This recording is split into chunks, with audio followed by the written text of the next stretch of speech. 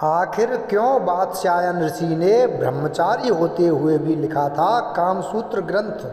महर्षि वात्स्यायन का कामसूत्र एक प्राचीन भारतीय ग्रंथ है जो मानव जीवन के विभिन्न पहलुओं, विशेषकर प्रेम, यौन संबंध और सामाजिक व्यवहार को समझने में मदद करता है। यह ग्रंथ 7 अध्यायों में विभाजित है जिसमें यौन संबंध, विवाह, प्रेम और महिलाओं और पुरुषों के बीच संबंधों का विस्तृत वर्णन है। महर्षि वात्स्यायन के कामसूत्र लिखने का मुख्य उद्देश्य मानव जीवन के विभिन्न पहलुओं को समझाना था, जिसमें प्रेम, आनंद और सामाजिक संबंध शामिल हैं।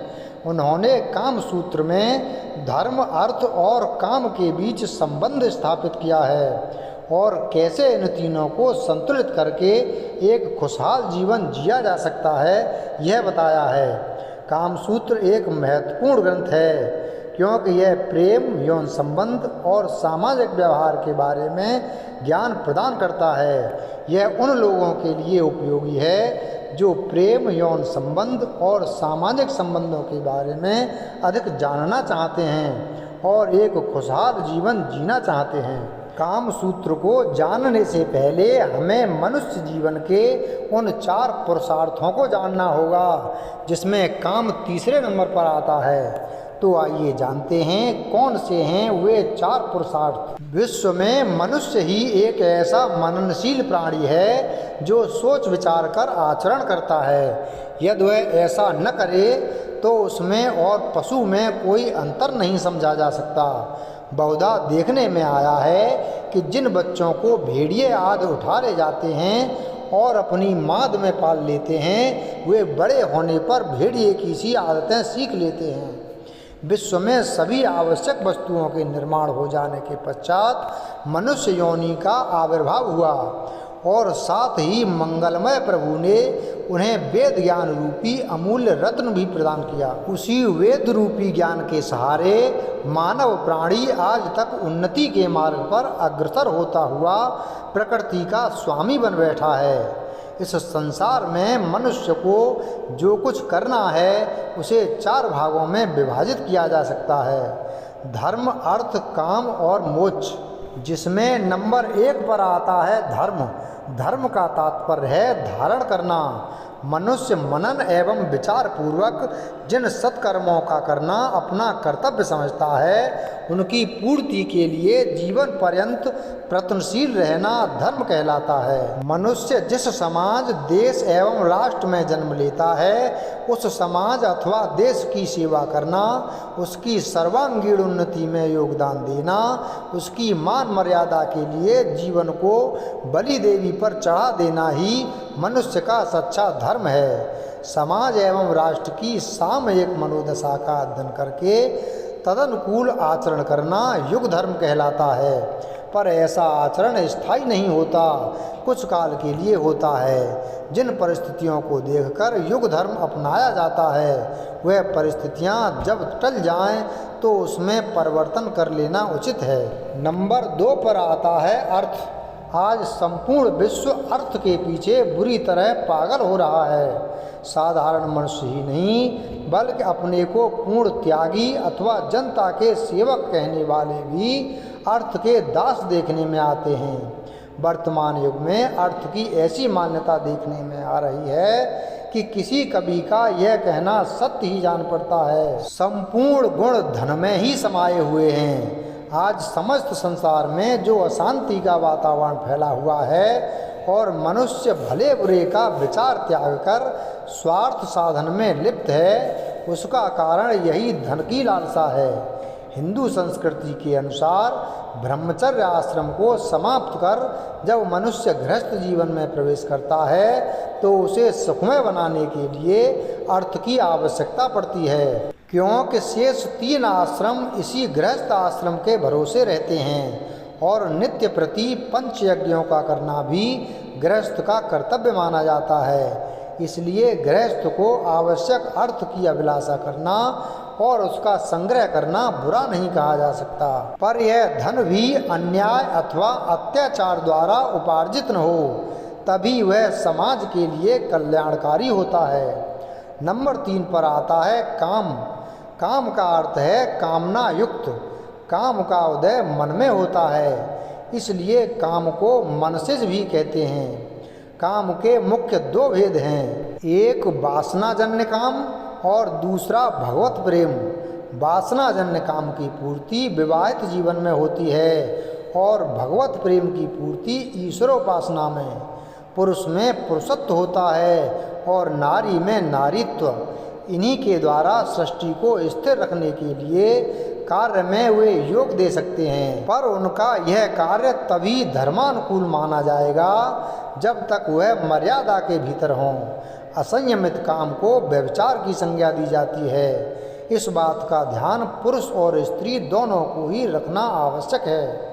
वे जितने भी संयम और आत्मिक संयोग की भावना में गृहस्थ जीवन का निर्वाह करेंगे, उतने ही अनुपात में दाम्पत्य प्रेम का आनंद प्राप्त कर सकेंगे।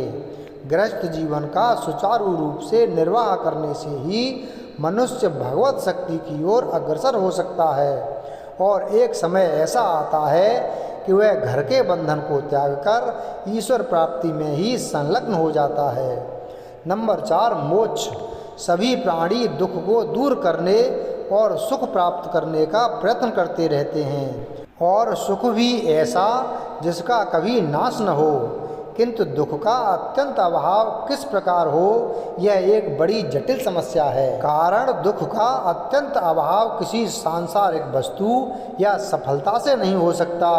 संसार के बड़े से बड़े धनी और चक्रवर्ती सम्राट को भी अनेक प्रकार की चिंताएं देखने में आती हैं और तरह तरह के प्रत्यक्ष और अप्रत्यक्ष कष्ट भी सहने पड़ते हैं। तब शाश्वत सुख कैसे प्राप्त किया जा सकता है? इसके लिए त्याग और तपस्या की आवश्यकता होती है। यम नियम का पालन, सत्यानुमोदित कर्मों का आचरण, प्राणी मात्र को आत्मवत मानना, सेवा व्रत का धारण करना, सब प्रकार के दुर्व्यसनों का त्याग आदि ऐसे दैवी गुण हैं जिन पर चलकर मनुष्य मोक्ष मार्ग पर अग्रसर हो सकते हैं। हमारे पूर्वज ऋषि महर्षियों ने विशेष मनन पूर्वक इन 4 सूत्रों का आविष्कार किया था। किसी भी मनुष्य के भीतर जितनी भी अभिलाषाएं या मनोभावनाएं हो सकती हैं, उन्हें उन्हीं 4 विभागों में बांटा जा सकता है।